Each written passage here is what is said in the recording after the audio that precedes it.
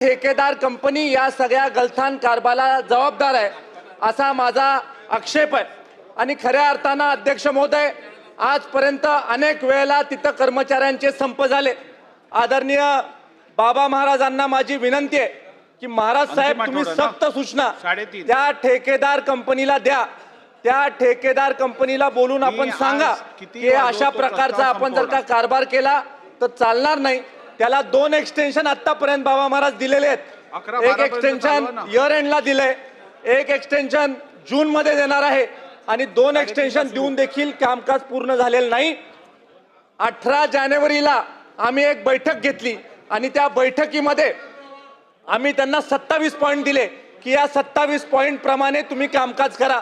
हिता अपघात होतात आहे, त्यांनी कुठलीही त्या पॉइंटची पूर्तता केलेली नाही आणि साध्या लोकांचे पगार तुम्ही देणार नाही, लोकसंपावर जाणार आणि लोकसंपावर गेल्यावर कामकाज त्या ब्रिजचं कसं पूर्ण होईल।